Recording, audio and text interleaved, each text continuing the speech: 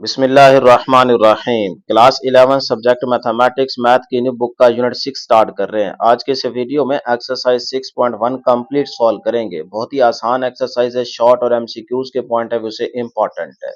थोड़ी देर वीडियो के साथ जुड़े रहेंगे तो इंशाल्लाह भी बैठे बैठे ये एक्सरसाइज आपको अच्छे तरीके से तैयार हो जाएगी।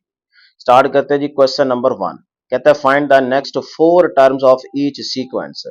आपको एक सीक्वेंस दिया जाएगा, उसमें आपने नेक्स्ट 4 टर्म्स फाइंड आउट करनी होगी। जैसे पार्ट नंबर 1 में देखें 12 16 20 अप टू सो ऑन। अब यहाँ पे आपने गौर करना है, देखना है कि भाई इस सीक्वेंस में क्या तरतीब चल रही है। अब देखें 12 में अगर हम 4 ऐड करें तो 16 बन जाएगा, 16 में अगर हम 4 ऐड करें तो 20 आ जाएगा। तो इसका मतलब नेक्स्ट जो टर्म होगी उसमें 20 के अंदर 4 ऐड करेंगे तो 24 मिल जाएगा, नेक्स्ट वाली टर्म मिल जाएगी। तो इस तरह 20 के बाद नेक्स्ट 4 टर्म्स आपने बतानी है। तो सोल्यूशन स्टार्ट करते हैं बेटे। पैटर्न हमें यहाँ से क्या समझ आया कि ईच टर्म इंक्रीज बाय 4, कि हर टर्म में जो है वो 4 बढ़ता जा रहा है, 4 को ऐड करते जाए। ठीक है, तो हमें यहाँ से नेक्स्ट 4 टर्म्स चाहिए ना, तो बस 20 में 4 ऐड कर दें। 20 प्लस 4 24 आ जाएगा, ये नेक्स्ट टर्म आ गई आपके पास। फिर इसी 24 में 4 ऐड करेंगे तो 28 मिल जाएगा।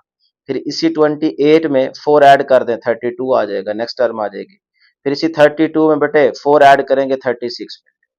अब 20 के बाद नेक्स्ट 4 टर्म्स बतानी थी ना, तो ये आपके पास नेक्स्ट 4 टर्म्स आ चुकी है। यही लिख दें, नेक्स्ट 4 टर्म्स आर 24 28 32 36। तो ये बेटे आपका फाइनल आंसर होगा। तो मुश्किल काम नहीं था ना, बहुत ही आसान है, एमसीक्यूज के लिहाज से ये इंपॉर्टेंट है। नेक्स्ट है जी हमारे पास पार्ट नंबर 2। इसमें देखें 3 1 -1 अप टू सो ऑन। अब यहाँ पे जरा गौर करें भी क्या तरतीब चल रही है। देखें ये 1 कैसे है, क्योंकि चलो पहली टर्म तो 3 है ना। अब 3 में क्या हुआ पड़ा है कि आंसर क्या आया, 1 आया, नेक्स्ट टर्म आई। तो अब इसका मतलब 3 - 2 करें तो आंसर 1 आता है। इसका मतलब यहाँ पे 2 जो है वो डिक्रीज हो रहा है। उसके बाद देखें इसी 1 में जो 1 आया है इसमें फिर से -2 करें, 1 - 2 आंसर क्या आएगा, माइनस का 1, ये नेक्स्ट टर्म आ गई। फिर इसी -1 में क्या करेंगे, -2, तो नेक्स्ट टर्म आ जाएगी। फिर उसमें जो भी आंसर आएगा उसमें फिर से -2। इसका मतलब हमें यहाँ पे पता चल गया कि भाई 2 जो है ना वो डिक्रीज हो रहा है हर टर्म में से। तो बस फिर यहाँ पे पैटर्न मेंशन कर दें कि ईच टर्म डिक्रीज्ड बाय 2। ठीक है बेटे। तो 3 - 2 आंसर क्या आया, 1, ये वाली वैल्यू आ गई, टर्म आ गई। उसके बाद इसी 1 में -2 करेंगे तो -1 आ जाएगा, ये नेक्स्ट टर्म आ जाएगी। फिर इसी -1 के अंदर -2 करें तो माइनस का 3 आ जाएगा। फिर यही आंसर है ना -3, इसमें -2 कर दें, -5 आ जाएगा। फिर इसी -5 में -2 करेंगे, -7 आ जाएगा। फिर इसी -7 में -2 करेंगे, माइनस का 9 आ जाएगा। इसका मतलब यहाँ पे देखें 1 -1 के बाद पहली दूसरी तीसरी चौथी, ये नेक्स्ट 4 टर्म्स आ चुकी हैं। यहाँ तक तो ये हमने सीक्वेंस जरा चलाया है ना। यहाँ पे आगे देखें ये आपके पास नेक्स्ट 4 टर्म्स आ गई हैं, यही आप लिख दें, -3 -5 -7 -9, ये आपके पास बेटे के हैं नेक्स्ट 4 टर्म्स। ये भी बहुत ही आसान था। ले जी क्वेश्चन नंबर 2 की तरफ चलते हैं। क्वेश्चन नंबर 2 में कहता है जी write down the first 3 terms of each of the following sequence. यहाँ पे भी आपको एक सीक्वेंस दिया जाएगा, एक्सप्रेशन दिया जाएगा, उसमें आपने फर्स्ट 3 टर्म्स बेटे फाइंड आउट करनी है, पहली दूसरी तीसरी। पार्ट नंबर 1 देखें, a n is equal to 3n+5। अब यहाँ पे आपने फर्स्ट 3 टर्म्स फाइंड आउट करनी है।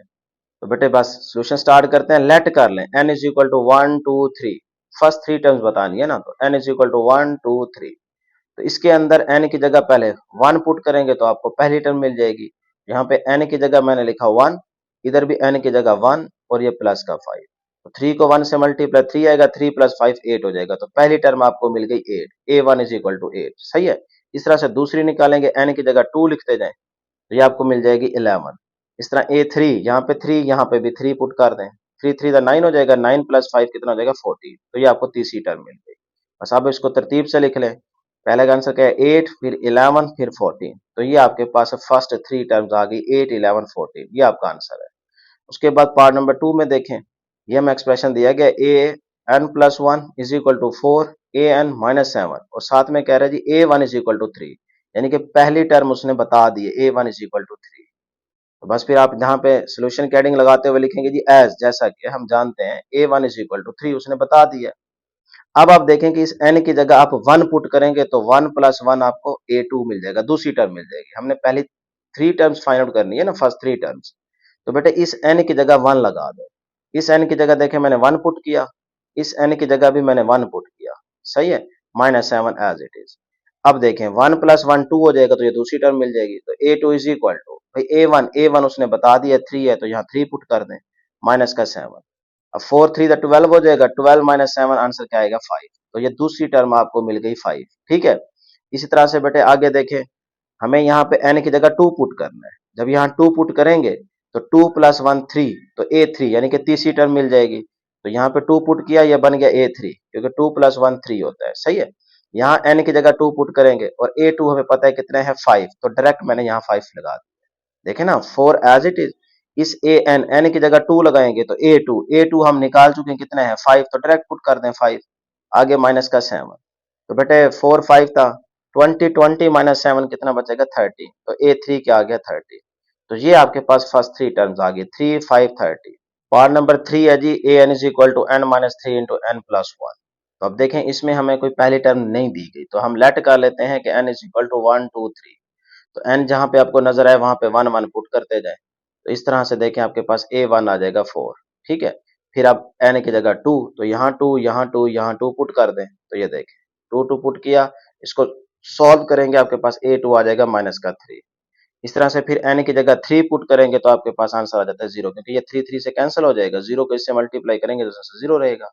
तो ये आपके पास फर्स्ट थ्री टर्म आ जाएगी। उसके बाद नेक्स्ट 4 वाला पार्ट है, ये भी बहुत ही आसान है। इसमें देखें A1 पहली टर्म दे दी गई है, -1 है।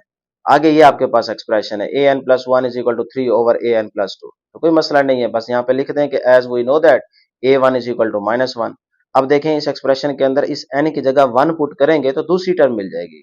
क्यों? क्योंकि 1 यहाँ पे पुट करेंगे, 1 प्लस 1 2 हो जाएगा, तो A2 आपको मिल जाएगा, दूसरी टर्म मिल जाएगी। तो यहाँ पे मैंने n की जगह 1 पुट किया, इसी तरह से यहाँ n की जगह 1 पुट किया। अब देखें 1 प्लस 1 2 हो जाएगा, तो A2 is equal to 3 over A1 कितना है जी उसने बता दिया -1, तो यहाँ -1 पुट कर दिया, आगे प्लस का 2 एज इट इज। क्लियर है यहाँ तक? चले जी, अब बेटा इसको जरा सॉल्व कर ले।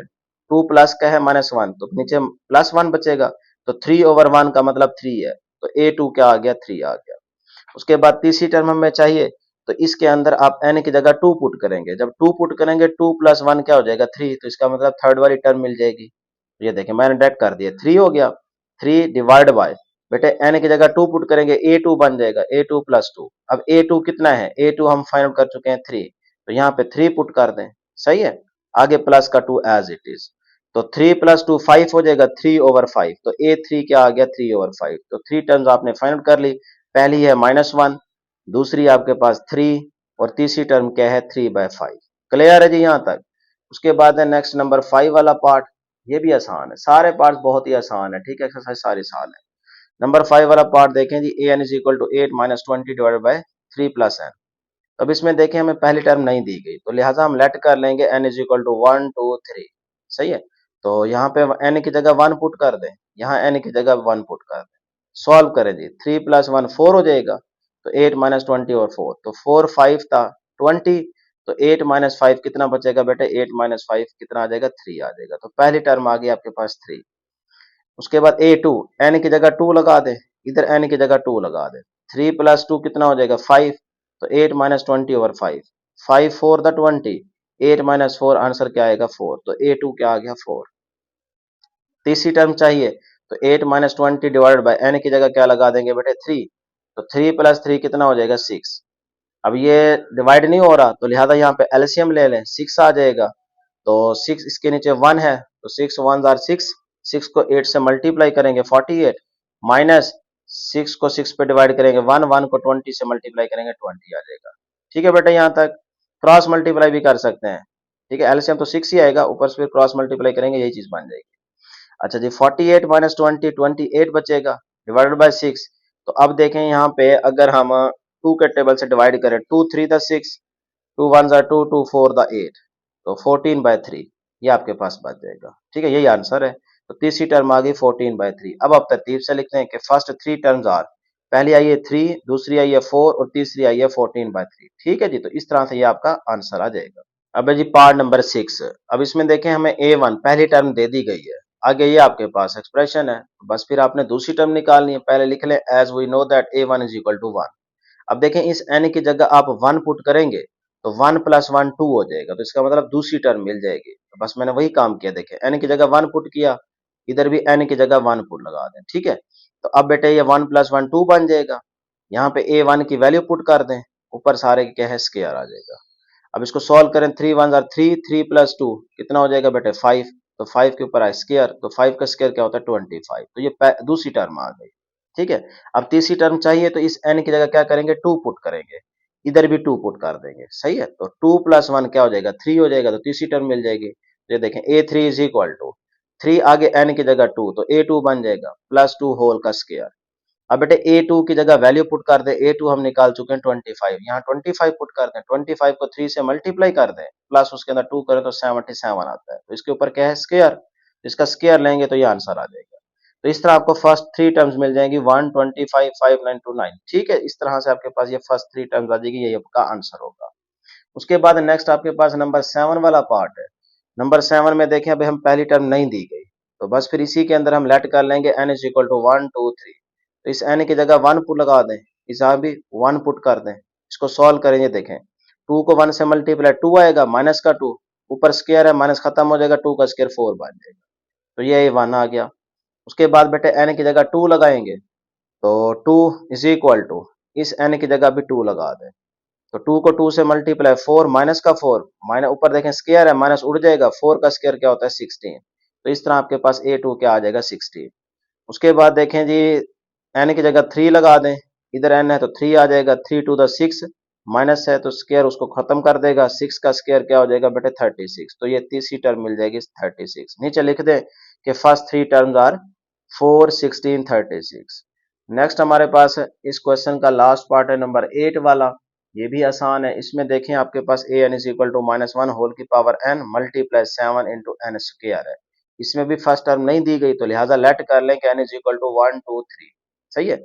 अब n की जगह 1 पुट करें, यहाँ पे भी n है तो 1, यहाँ पे भी n है तो 1, और ऊपर स्क्वायर है तो स्क्वायर लगा दे, ठीक है। जहां जहां n दिखे वहां पे 1 पुट कर दे। तो बेटे अब जरा देखें, -1 ऊपर 1 है ना, तो लिहाजा -1 तो रहेगा, माइनस खत्म नहीं होगा, पावर ऑड है ना, 1 3 5 इस तरह से अगर पावर आ जाए तो फिर माइनस खत्म नहीं होता। तो बेटे ये -1 रहेगा। आगे देखें 1 का स्क्वायर 1 होता है, 7 को 1 से मल्टीप्लाई तो 7 ही रहेगा। अब 7 को -1 से मल्टीप्लाई करेंगे तो माइनस का 7 आ जाएगा, तो ये पहली टर्म आ गई। अब दूसरी टर्म चाहिए तो n की जगह 2 पुट कर दें, यहाँ पे भी n है तो 2 आ जाएगा, यहाँ n है तो 2 ऊपर स्क्वायर आ जाएगा। क्लियर। अब बेटे देखें ये माइनस स्क्वायर से खत्म हो जाएगा तो +1 बचेगा, ये 2 का स्क्वायर 4 हो जाएगा। अब 4 को 7 से मल्टीप्लाई करें तो 28, 28 को +1 से मल्टीप्लाई करें तो 28 ही रहेगा। ये दूसरी टर्म आ गई। अब है जी तीसरी टर्म, तो जहां पे n दिखे वहां पे 3 पुट कर दें, तो इस तरह से हमने 3 पुट कर दिया, यहाँ पे भी 3 आ जाएगा और यहाँ पे भी 3 आ जाएगा। अब देखें पावर ऑड है लिहाजा -1 रहेगा, मतलब माइनस खत्म नहीं होगा, तो ये -1 बचा। उसके बाद 3 का स्क्वायर 9 होता है, 7 को 9 से मल्टीप्लाई करें तो 63 आता है, और ये -1 एज इट इज। अब 63 को -1 से मल्टीप्लाई करेंगे तो माइनस का 63 आ जाएगा, तो ये आपको थर्ड वाली टर्म मिल गई। तो लिख दें जी फर्स्ट 3 टर्म्स आर -7 28 और माइनस का 63, यही आपका आंसर है। अब क्वेश्चन नंबर 3 कहता है an expression for the nth triangular number is n into n plus 1 divided by 2। हमें ये एक एक्सप्रेशन दिया जा रहा है, कहता है right down the 15th triangular number. यहां से आपने 15th triangular number find out करना है, मतलब A15 15वीं टर्म की आपने वैल्यू फाइंड आउट करनी है। Make a triangle of dots by taking n = 5, और n = 5 पे आपने एक ट्रायंगल ऑफ डॉट्स भी ड्रॉ करनी है, ठीक है। तो सॉल्यूशन स्टार्ट करते हैं, बहुत ही आसान है। पहले तो इस एक्सप्रेशन को आप लिख लेना कि an = n into n plus 1 divided by 2, यही हमें एक्सप्रेशन दिया गया ना, उसको हमने लिख लेना है। और साथ ही उसने कहा था 15 टर्म आपने फाइंड आउट करनी है, तो n = 15 है। तो बस यहाँ पे जहाँ n दिखे वहां पे 15 पुट कर दें, तो ये देखें n की जगह 15, इस n की जगह 15, यहाँ पे n दिख रहा है तो 15 पुट कर दें। तो ये देखें 15वीं टर्म आपने फाइंड आउट करनी है ना, तो बस फिर यहाँ से आपको मिल जाएगी। तो 15 + 1 16 हो जाएगा, तो 2 8 था 16, 8 मल्टीप्लाई 15 करेंगे तो 120 आ जाएगा। तो देखें इस तरह से आपको 15 ट्रायंगुलर नंबर मिल गया जी, क्या आया 120। यही आपका बेटे आंसर है, एंड पे अगर आप देखेंगे तो यही आंसर है। अब उसने कहा था कि n = 5 पे आप एक ट्रायंगल ऑफ डॉट्स भी ड्रॉ करें, ठीक है। तो ये देखें जी n = 5 पे, तो यही n की वैल्यू फिर से आप एक्सप्रेशन में पुट कर दें, जो नंबर या जो वैल्यू आपको मिले उतने ही आपने डॉट्स ड्रॉ करके एक ट्रायंगल बनानी है। तो ये देखें n = 5 है ना, तो यहाँ एक्सप्रेशन दे हमें दिया गया n into n plus 1 divided by 2, जहां n है वहां पे 5 पुट कर दें। तो ये देखें, n की जगह 5, इस n की जगह 5, यहाँ n है तो 5 पुट कर दें। 5 प्लस 1 6 हो जाएगा, तो 6 को 5 से मल्टीप्लाई करेंगे 30 और डिवाइडेड बाय 2। अब देखें बेटा ये आपके पास क्या आ जाएगा, 2 1 जा 2, 2 5 जा 10, तो 15 मिल गया। तो A5 क्या आ गया 15। इसका मतलब n इज इक्वल टू 5 पे जो आपको नंबर मिला है वो है 15। तो 15 डॉट्स लगा के ना आपने एक ट्राइंगल ड्रॉ करनी है। तो ये देखें मैंने साइड पे यहाँ पे ट्राइंगल बनाई हुई है। ये देखें n इज इक्वल टू 5 है, मतलब 5 लाइंस होंगी। तो ये पहली लाइन में एक डॉट आपने लगा देना है, सही है, इस तरह से। फिर दूसरी लाइन में बेटा यहाँ पे देखें आपके पास कितने डॉट्स आ जाएंगे, 2, इस तरह जरा गैप से, क्योंकि एक ट्राइंगल बनानी है ना।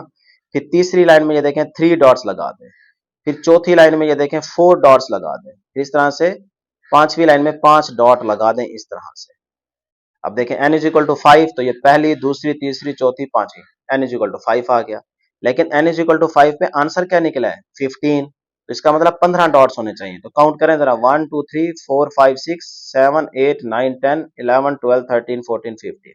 तो इस तरह से देखें 15 डॉट से आपने एक ट्राइंगल बना लिया। ट्राइंगल बन रही है ना, देख रहे हैं, इस तरह से। बस यही आपने काम करना था।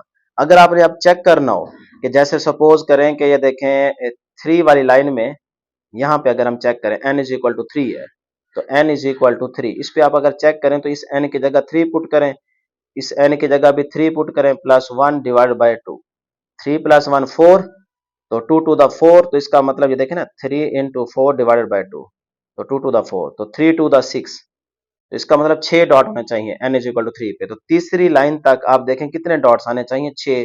तो 1 2 3 4 5 6, देखें तीसरी लाइन तक 6 डॉट्स आ रहे हैं। तो इस तरह आप सेटिस्फाई भी कर सकते हैं, मतलब चेक करना चाहें तो कर सकते हैं। अब है जी क्वेश्चन नंबर 4, कहता है right down the nth term of each of the following sequence. फिर से हमें एक सीक्वेंस गिवन होगा, उसमें आपने nth टर्म फाइंड आउट करनी है। जैसे पार्ट नंबर 1 देखें बेटे, 1 4 9 अप टू सॉन चलता जा रहा है। तो यहाँ पे अपना दिमाग लड़ाएं भी, क्या तरतीब चल रही है। बेटे देखें 1 का स्क्वायर 1 ही आएगा, 4 कैसे आएगा, 2 का स्क्वायर, 2 का स्क्वायर 4 आ जाएगा ना, 3 का स्क्वायर क्या बन जाएगा, 9। तो हम यहाँ पे समझ गए कि भाई 1 का स्क्वायर, 2 का स्क्वायर, 3 का स्क्वायर, 4 का स्क्वायर, 5 का स्क्वायर, इस तरह से तरतीब चल रही है।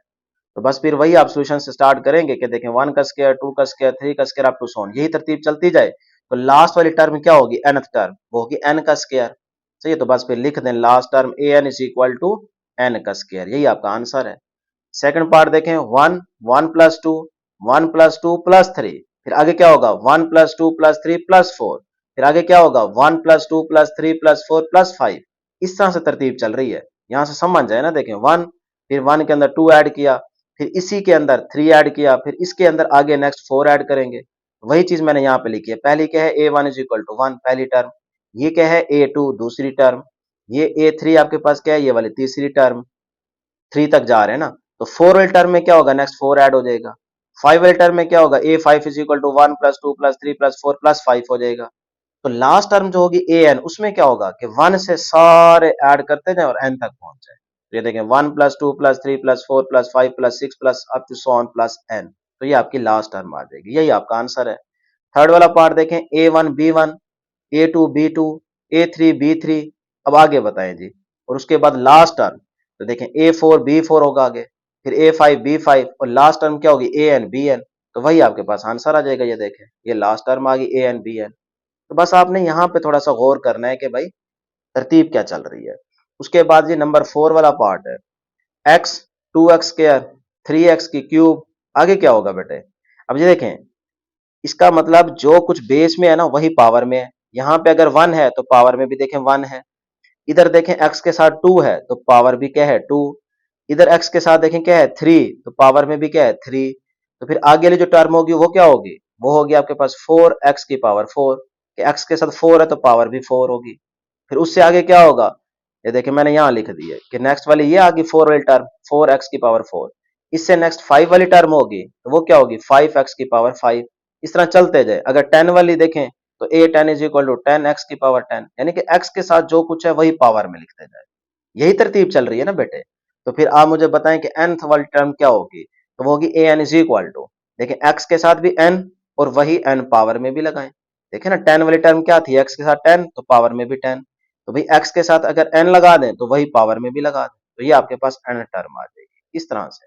अब है जी नंबर 5 वाला part, A one plus D, A1 + 2D up to so on, चलता जा रहा है। यहाँ पे आपको nth टर्म फाइंड आउट करनी है, तो गौर करें कि तरतीब क्या चल रही है। A1, फिर A1 में 1D ऐड हो रहा है, फिर देखें A1 में 2D ऐड हो रहा है, तो आगे क्या होगा, 3D ऐड होगा। हम पहली टर्म लिखते हैं A1 = A1 ही है ना बेटे, इसका मतलब यहाँ पे 0D ऐड हो रहा है। अब 0D लिखे ना लिखे कोई फर्क तो नहीं पड़ता ना। दूसरी टर्म बन गई ये वाली, तो A2 = A1 + 1D। अब जीरो के बाद देखें यहाँ पे क्या आ रहा है, 1D। सही है। तीसरी टर्म क्या होगी कि यहाँ पे 1 के बाद क्या आ जाएगा, 2D। सही है। फिर आगे चौथी टर्म क्या होगी, इस 2 के बाद क्या आएगा, 3। मतलब अगर यहाँ पे देखें तो A4 है, 4 के पीछे वाला नंबर D के साथ आ रहा है, ये जहन में रखिएगा। अब यहाँ देखें 5 है ना, तो 5 के पीछे वाला नंबर क्या होता है, 4, तो वो D के साथ आ रहा है। तो इसी तरह अगर चलते जाएं तो जो लास्ट नंबर होगा N, तो डी के साथ एन के पीछे वाला नंबर आएगा, क्योंकि यहां पे देखें ना 5 है, तो डी के साथ क्या है बेटे, 5 से पीछे वाला नंबर 4। तो यहां अगर एन हो, तो एन से पीछे वाला नंबर क्या होता है, n-1। तो डी के साथ जो होगा वो इससे पीछे वाला नंबर होगा n-1। तो इस तरह से ये आपके पास nth टर्म बन जाएगी। ठीक है जी। नेक्स्ट हमारे पास है नंबर 6 वाला पार्ट, ये भी आसान है, इसी तरह से इसको भी सॉल्व करेंगे। ये देखें A1 R इस तरह आगे क्या होगा, A1 R³ तो यहां पे भी यही तरतीब चल रही है। देखें यहां पे अगर R नजर नहीं आ रहा तो इसका मतलब यहां पे होगा R⁴। यहाँ पे देखें क्या है, वहां पर 1, यहाँ पे क्या है 2, आगे क्या होगी 3। तो इसका मतलब R⁴ का मतलब 1 ही होता है ना, 1 को A1 से मल्टीप्लाई करेंगे A1 ही रहेगा। पहली टर्म आ गई। दूसरी टर्म ये है ना, तो A2 = ये है दूसरी टर्म A1 R⁴ इसका मतलब यहाँ 2 है, तो R की पावर में देखें 2 से पीछे वाला नंबर आ रहा है। ठीक है। तो आगे देखें A3, तीसरी टर्म क्या होगी, A1 R², 1 के बाद 2 आ जाएगा ना पावर में। अब देखो यहां अगर 3 है, तो पावर में एक नंबर इस 3 से पीछे वाला आ रहा है, बस यही चीज ध्यान में रखनी है। अब आगे अगर हम A4 निकालें, तो इसका मतलब 4 से पीछे वाला नंबर क्या होता है, 3, तो वो R की पावर में नजर आना चाहिए। ठीक है। तो यहां से देखें 1 2 3 चलता जा रहा है, तो हम समझ गए कि भाई जो नंबर यहां पे होगा उससे पीछे वाला नंबर R की पावर में लिखना है। तो इस तरह चलते चलते चलते अगर हम लास्ट टर्म n वाली फाइंड आउट करें, तो an अब n से पीछे वाला नंबर R की पावर में लिखना होगा। तो n से पीछे वाला नंबर क्या होता है, n-1, तो वो R की पावर में लिखना है बस। तो ये आपके पास nth टर्म आ जाएगी। उसके बाद है जी नंबर 7 वाला पार्ट, ये तो बहुत ज्यादा आसान है।